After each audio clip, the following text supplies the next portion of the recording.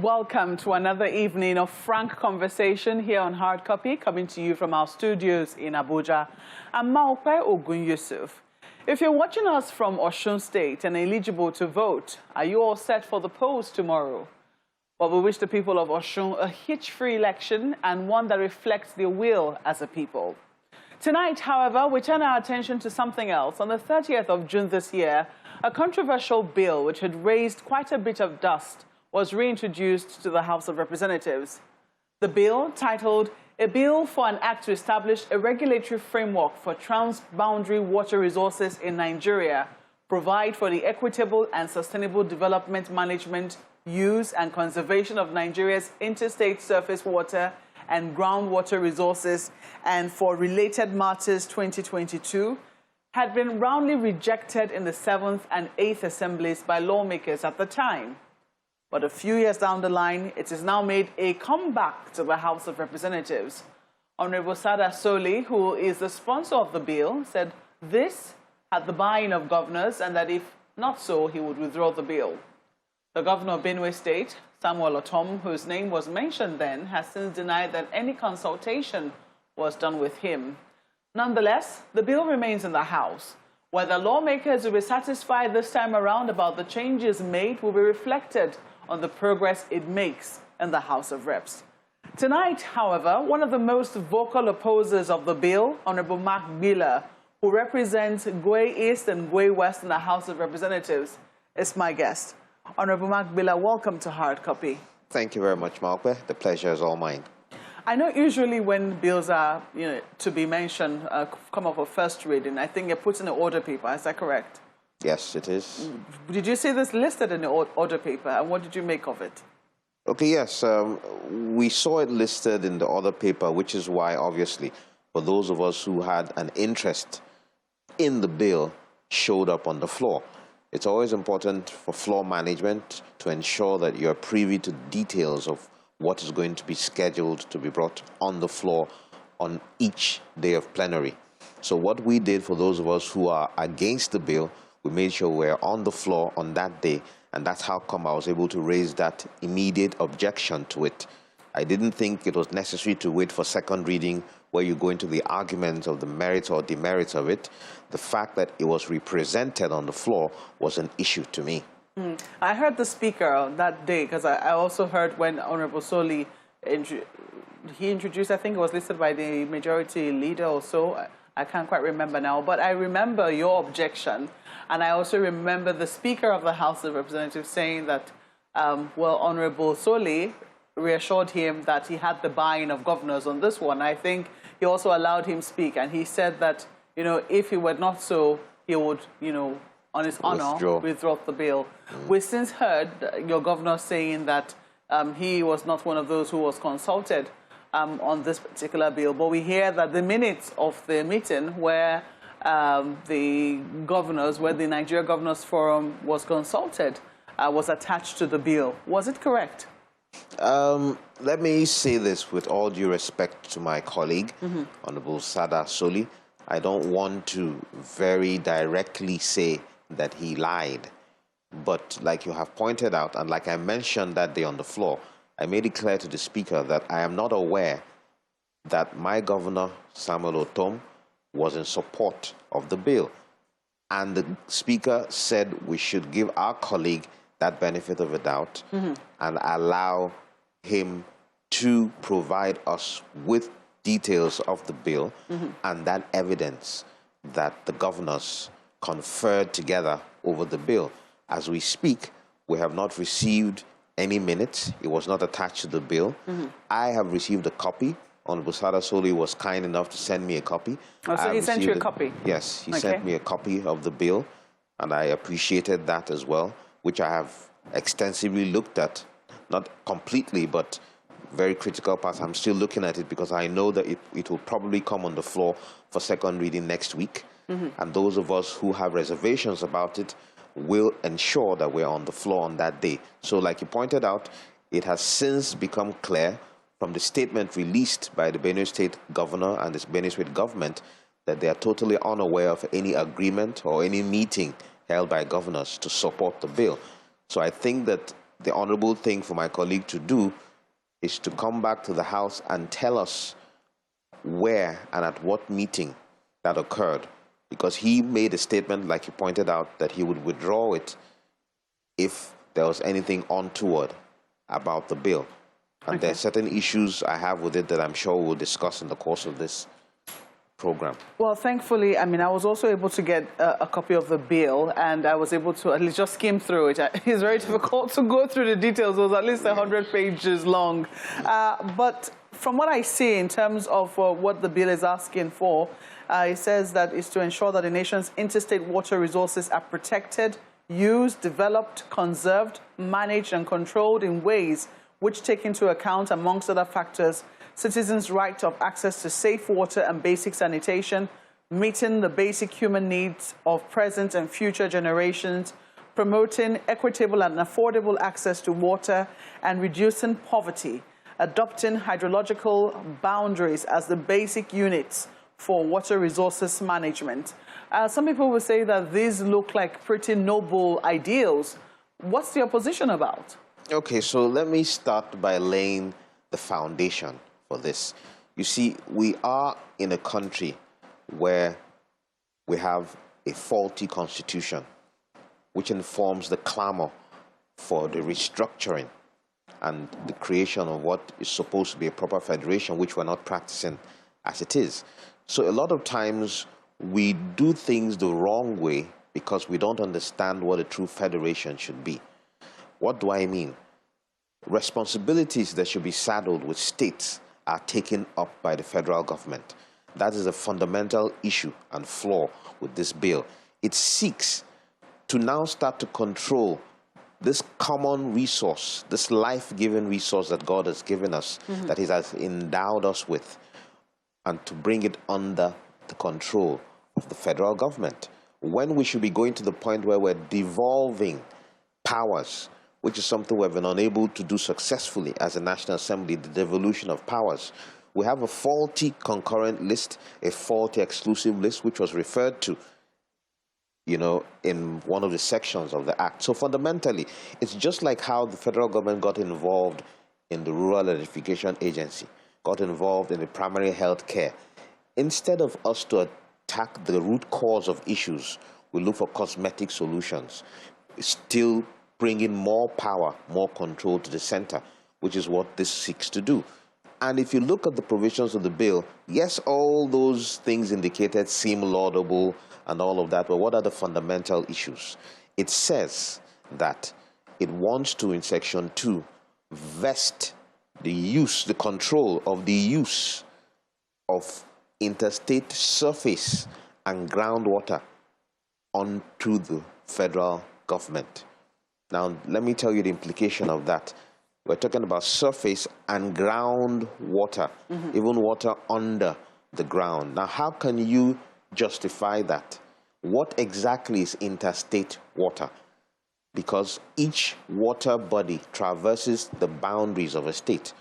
What we should be looking at is how to regulate the use of water within the states in a way, because, and that is what is already provided for under the concurrent, in the second schedule, Section 1613B or so, talks about the National Assembly and the federal government being able to control the damming of water sources that traverse the states. That is reasonable, so that you don't just wake up as a state government and dam a river. That's why I wanted to, you know, when you just were about to talk about implications, I was going to say we'll hit that shortly. But the basis for this, which is being able to look at water that traverses states, I think the bill mentioned 2 or more states. Some people will say that when we also see how fractious our governors can be and how water is a common resource flowing from one state into the other and going from upstream downstream, so to speak. What might affect upstream will certainly flow downstream. Shouldn't we have a more equitable way of ensuring that, you know, the resources are preserved for the use of all? There is nothing that, as you just rightly said now, for instance, the issue of damming the water. If a state were to say, well, we'd like to put a dam here so that we can generate electricity or for irrigation for our farmers, and it could adversely affect another state, that would not be fair, would it? Well, that is why I said that these are things that are already captured. And if you permit me, let me just quickly... Where precisely? In the second schedule of the Constitution, of the 1999 Constitution, which, if you permit me, I'll just read for you here. In 13... C, of 13, it says the National Assembly may make laws for the Federation or any part thereof with respect to the regulation of the right of any person or authority to dam up or otherwise interfere with the flow of water sources in any part of the Federation. That has already been taken care of then? Yes, that has already been taken care of in the Constitution. So you can see that there's no fear now about a state getting up to dam, because we understand, obviously, this is a natural common resource. Water is life, like they say. So obviously, it flows across different states of the Federation. Now, the problem we now have is when you now, and I'll read that part of this act as well, the proposed act, to show you the concerns we have. Let me also refer very quickly to a part of the second schedule. It says, subject to the provision of this Constitution, a House of Assembly may make laws for the state with respect to industrial, commercial, or agricultural development of the state. Then in 20, it says, for the purposes of foregoing paragraphs of this item, the word agricultural includes fishery. So you can see that in the Constitution, you see, so this bill is even trying to contravene constitutional provisions, because this one recognizes that the House of Assembly can make laws even with regards to fishery. But now this bill is seeking to start to give us licenses for use of water resources. And in this regard, it is important to point out what the alarming provision of this bill is with what is considered to be these waterways. But just before you go on, I know that, you know, from what I saw with the rejection of the bill in the 7th and 8th Assemblies, yes, it was also largely a matter of growing clamor for restructuring. I mean, people have been asking that federal government is too powerful and it needs to shed weight. But under this administration, the 8th Assembly, it was more about distrust of the intentions of the federal government in that regard. I mean, and what it wanted to use it for. Yes. In Benue State, I do not think that your governor and yourself have not hidden your let's say, distrust of the government the intentions. At the federal level, with the exacerbation of the conflict between farmers and herdsmen, and you think that this is some underhand way to try and get herdsmen settled in places around the rivers. But if you were to remove that suspicion and what you think might be an agenda, do you think that there was any merit at all in this bill? Okay, in the first instance, let me point out that this is a revised draft. Indeed. Of the initial submission. In the first one, which is what created a lot of hue and cry and contention, there was a provision that required about 3 kilometers along the riverbanks of littoral states to be ceded to the federal government as part of the control it would have over these water resources. So that obviously raised a lot of concern. 3 kilometers, you can imagine what that means, you know, now under federal government control. Now it means the federal government can determine what use they want to have of that space along the coastal shores and the river banks of the littoral states. That was what the concern is. Now that provision is not in this version of the bill. But it's important to point out here that in this version of the bill, as I was trying to mention, the first schedule of it indicates every possible waterway you know in Nigeria as being part of what constitutes interstate waterways. And they're talking including about the ones that are lakes, for instance. Tributaries. So it doesn't say lakes specifically, but tributaries, so flowing waterways. And you have tributaries across the length and breadth of our country that stem from either the River Niger or the River Benue, or some. So the very sacred, let me use that term, Osun River. So my people in Osun who are voting tomorrow should know that even the festivities and the use of the Osun River, which was at their discretion very soon, if this bill is allowed to pass, will not be within their control any longer. It will be determined by the federal government. I mean, when you look at why it has come up in the first instance, some people have argued that climate change, the need to regulate the use of a resource that's becoming scarce. We've seen the effect of droughts across the world. We're also seeing the effect of pollution on our water, etc. And, you know, some people say that there is a need to have pay a little more attention there and have a more centralized control to ensure judicious use of this very precious resource, which in some instances you might not be able to renew. In the places where it doesn't rain for many years, what do? So there has been an argument that largely we've taken water for granted, that even the states under whose purview it falls don't do much about the regulation of water. Don't you think that this is as a result of the dereliction of duty on the part of quite a number of state governments who should have a responsibility for it? Okay, now let me put it this way. I started initially by talking about the fact that we don't practice true federalism. Now, it is a reflection, those who are proponents of this bill with regards to what you said, it is part of that understanding they have of preferring central control to devolution of powers that they make these decisions. We need to start to believe in the power of the state government to do what is right for the Nigerian people. That is what a true federation is, with federating units. But we seem to not have enough confidence in the states. Nigeria is replete with those with acumen. Is it a matter of confidence? I mean, take a look at when we used to talk about potable water. Yes. You know, sanitation is now a big deal in Nigeria. We're now one of the countries where open defecation is a very embarrassing, you know, statistic for us.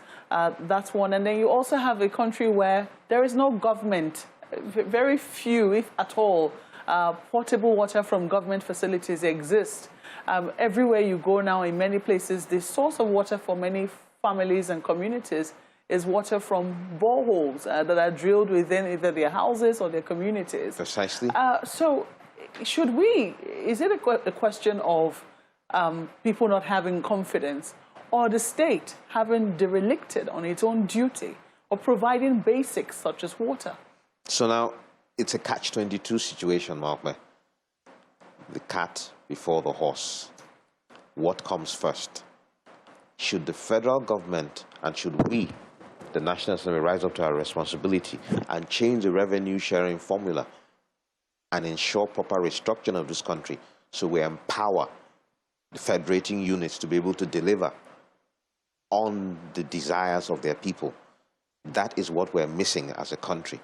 These are responsibilities that should be those of the states, not the federal government. We should be collecting royalties and taxes, just like NAFDAC registers pure water producers and all of that.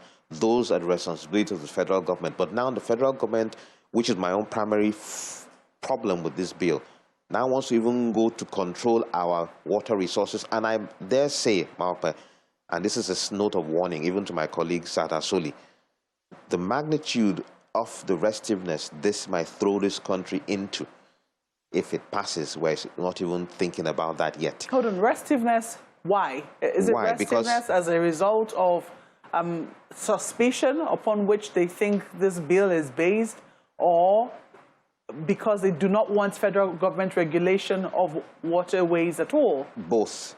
Restiveness because a lot of people don't believe that there's no sinister and premeditated motive to this bill because of the unwieldy power the federal government will now have over the natural water resources of the country. And then, of course, secondly, because of the fact that there is going to be unusual regulation in terms of licenses, regulation even by the minister So we have a situation which will now become similar to the oil sector, where you now determine who gets licenses to do what with water in certain areas. You now start to see how it will start to be to the advantage of a certain cabal again in this country. How do you think how would that work out? How would that play out? Because there's supposed to be... Give me an instance. I mean, apart, when you say the biggest, for me, from what I saw, the biggest controversy was the littoral part, the fact that, you know, the federal government was asking for 3 kilometers on both ways. Oh, no, that's not all. That's not all. Which was, you know, which fueled quite a great deal of suspicion, and governor said was against the Land Use Act.